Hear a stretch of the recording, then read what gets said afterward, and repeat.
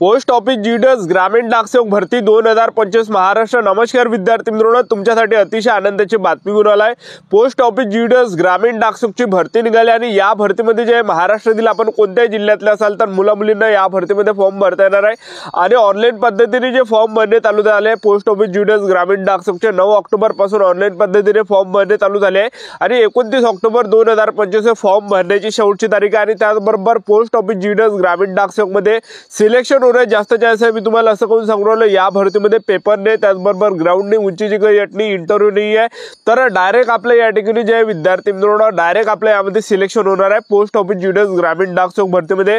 आणि आपलं जर यामध्ये सिलेक्शन झालं तर पगार सुद्धा महिन्याला 30,000 रुपये महिना आपल्याला भेटणार आहे। जी पोस्ट ऑफिस जीडीएस ग्रामीण डाकसेवक मार्फत ही भरती निघाली, तर या भरतीमध्ये आपलं सिलेक्शन कशा प्रकारे होणार आहे, वयोमर्यादा काय, फी काय, संपूर्ण माहिती मी तुम्हाला आजच्या व्हिडिओच्या माध्यमातून या पोस्ट ऑफिस जीडीएस ग्रामीण डाकसेवक भरतीबद्दल माहिती सांगणार आहे। आजचा व्हिडिओ खूप महत्त्वाचा होणार आहे, व्हिडिओ शेवटपर्यंत बघा आणि व्हिडिओला आताच लाईक करा। नमस्कार विद्यार्थी मित्रांनो, माझी नोकरी कॉर्नर युट्यूब चॅनलवर मी गोपाल अनखडे तुमचं सर्वांचं सहर्ष स्वागत करतो। तर मित्रांनो, व्हिडिओचा थंबनेल बघून तुमच्या लक्षात आलं असेल की आपला व्हिडिओ कोणत्या टॉपिकवर होणार आहे। व्हिडिओ सुरू करण्याच्या आधी आपल्या युट्यूब चॅनलला सबस्क्राइब करा, जेणेकरून प्रत्येक भरतीचे अपडेट तुमच्यापर्यंत सर्वात आधी पोहोचेल।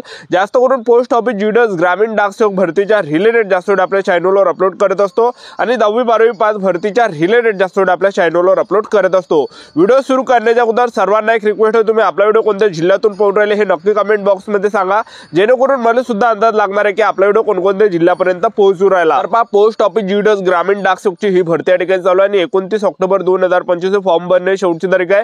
आणि आपण वयोमर्यादा जर विचार केला तर 20 ते 35 वर्षापर्यंत आपल्याला या भरतीमध्ये फॉर्म भरता येणार आहे ओपन कॅटेगरीचे असाल तर, आणि SC/ST कॅटेगरीचे असाल तर 20 ते 30 वर्षापर्यंत आपल्याला फॉर्म भरता येणार आहे, आणि OBC कॅटेगरीचे असाल तर 20 ते 38 वर्षापर्यंत आपल्याला या भरतीमध्ये फॉर्म भरता येणार आहे। आणि त्याचबरोबर फीचा जर विचार केला, तुम्ही कोणत्या कॅटेगरीचे असाल SC/ST OBC EWS NTB open SBC SCBC SCBC कोणत्या कॅटेगरी, तर 750 रुपये यामध्ये फी ठेवण्यात आली आहे।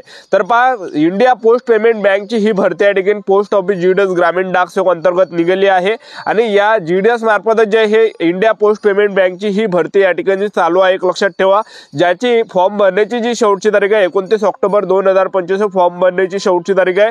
आणि त्याचबरोबर या भरतीमध्ये पेपरने डायरेक्ट आपल्या यामध्ये सिलेक्शन होणार आहे इंडिया पोस्ट पेमेंट बँक या भरतीमध्ये।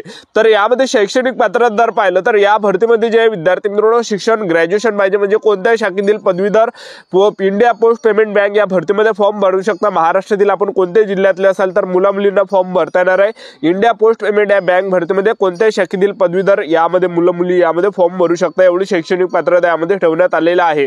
आणि जे 10वी पास साठी जे जीडीएस ची भरती निघत आहे ते सध्या या ठिकाणी निघायची आहे। ही जी जीडीएस मध्ये हे इंडिया पोस्ट पेमेंट बँकची ही भरती या ठिकाणी जीडीएस मार्फत हे निघाली या ठिकाणी आहे, एक लक्षात ठेवा। आणि आपण पदांचा जर विचार केला, एक्झिक्युटिव्हचा पद असणार आहे 344 जागा यामध्ये इंडिया पोस्ट पेमेंट बँक भरतीमध्ये।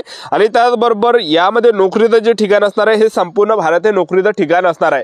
तर आता ही जी इंडिया पोस्ट पेमेंट बँकची भरती निघाली आहे पोस्ट ऑफिस जीडीएस ग्रामीण डाकसेवक भरती मार्फत, तर यामध्ये आपलं सिलेक्शन कशा प्रकारे होणार आहे, यामध्ये जे विद्यार्थी मित्रांनो पेपर ने, त्याचबरोबर यामध्ये ग्राउंड ने, उंचीची काही अट ने, मुलाखत ने, तर आपल्या यामध्ये डायरेक्ट सिलेक्शन होणार आहे। तर सिलेक्शन आपलं कशा प्रकारे होणार आहे, आपल्या ग्रॅज्युएशनच्या मार्कावर जे विद्यार्थी मित्रांनो इंडिया पोस्ट पेमेंट बँक भरतीमध्ये आपलं सिलेक्शन होणार आहे।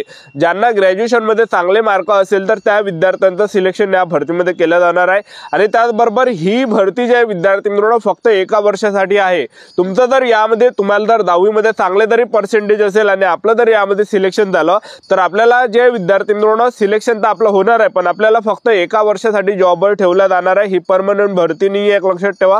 1 वर्षासाठी आपल्याला जॉबवर ठेवला जाणार आहे आणि महिन्याला 30,000 रुपये महिना आपल्याला इंडिया पोस्ट पेमेंट बँक भरतीमध्ये भेटणार आहे। आणि त्याचबरोबर तुमचं जर काम त्यांना चांगलं जर आवडलं तर तुम्हाला आणखीन 2 वर्ष वाढून देणार आहे, असे 3 वर्ष आपल्याला जॉबवर ठेवला जाणार आहे। त्यानंतर आपल्याला रिटायरमेंट या ठिकाणी केलं जाणार आहे, एक लक्षात ठेवा। तर अशी संपूर्ण selection process post office GDS ग्रामीण डाकसेवकच्या इंडिया पोस्ट पेमेंट या बँक भरतीची आहे। तर या भरतीची सर्व जाहिरात आपण टेलिग्राम ग्रुपवर टाकले, या व्हिडिओच्या डिस्क्रिप्शन बॉक्स मध्ये लिंक दिले, टेलिग्राम ग्रुपची जॉईन करून घ्या।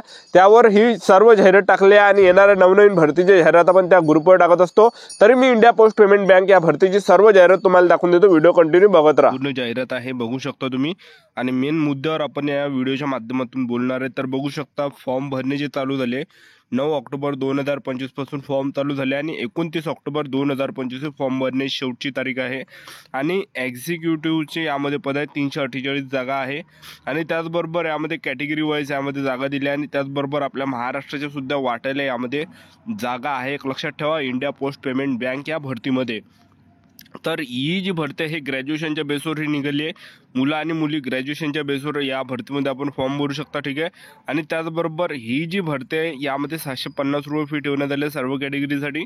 आणि एका वर्षासाठी जे विद्यार्थी मित्रांनो हा जॉब आहे, एक लक्षात ठेवा, ठीक आहे. 1 वर्ष आपल्याला या ठिकाणी जॉबवर ठेवलं जाणार आहे. त्यानंतर जास्तीत जास्त आपलं जर काम चांगलं वाटलं तर आणखीन 2 वर्ष आपल्याला ठेवलं जाणार आहे. 3 वर्षापर्यंत ठेवलं जाणार आहे.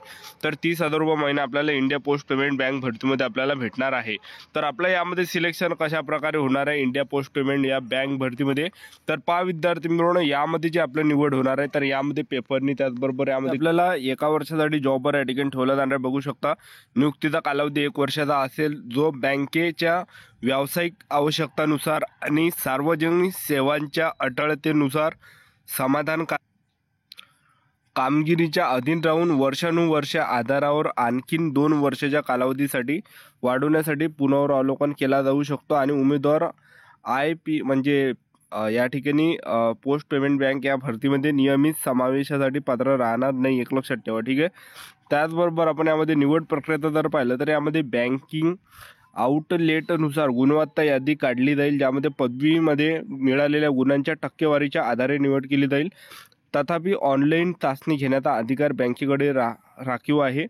जर दोन्ही उमेदवारांना गुणवत्ता यादीत समान पदवीची टक्केवारी मिळाली तर DOP मध्ये सेवेतील ज्येष्ठता असलेल्या उमेदवाराची निवड केली जाईल. जर सेवेतील ज्येष्ठता देखील समान असेल तर उमेदवाराची निवड जन्मतारखेच्या आधारे केली जाईल. उमेदवाराने पदवी परीक्षेत मिळालेल्या गुणांची अचूक टक्केवारी दशांशाच्या 2 स्थानापर्यंत भरावी. उमेदवाराने सर्व 17 वर्षामध्ये सर्व विषयामध्ये मिळवलेल्या गुणांचे सर्व विषयामध्ये मिळालेले एकूण कमाल गुणांनी भागून टक्केवारी गुण मिळावेत. जर काही असेल तर सन्मान पर्यायी अतिरिक्त पर्यायी विषय विचारात न घेता.